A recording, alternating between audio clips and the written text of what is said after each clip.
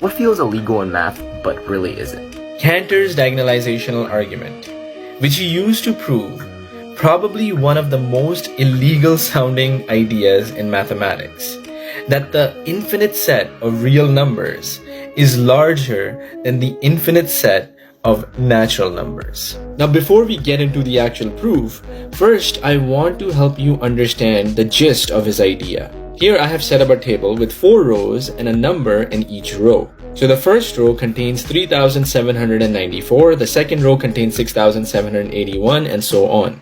Next thing we're going to do is highlight the first number in the first row, the second number in the second row, and so on. So it turns out that the number on this highlighted diagonal is 3,794, which you may notice is the same as the number in the first row.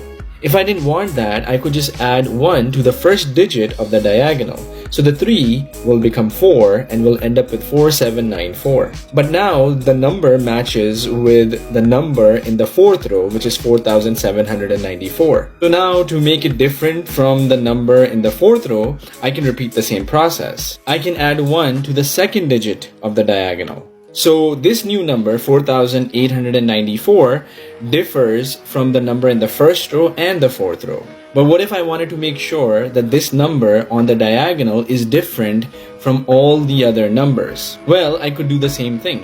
I can add 1 to each digit in the diagonal. Now, if it's 9, what you can do is just go back to 1.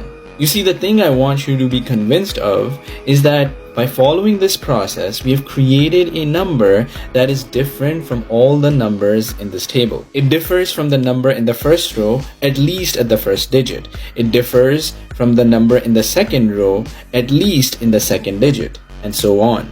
Once you understand that, it will become easier to follow Cantor's diagonalizational argument for an infinite set. So now, instead of a finite table, we're going to imagine a table that extends infinitely to the right and infinitely to the bottom. You see, if the natural numbers and the real numbers had the same size, you would be able to pair them perfectly, much like the fingers on your hand to the toes on your feet. What Cantor did was that he listed all the natural numbers on the first column. The second column, he listed all the numbers from 0 to 1. But obviously he didn't literally list them. We're just imagining that because this is an infinite table, you have the ability to do that. And because they're the same size, all numbers from 0 to 1 and all natural numbers from 1 to infinity are on this table. Here's the genius. He used the same diagonalizational argument and showed that you can create a new number that is not on this table, which goes against our initial assumption. Hence, our initial assumption must be wrong. So they must not be the same size. This is proof by contradiction, which showed that the real numbers are larger than the natural.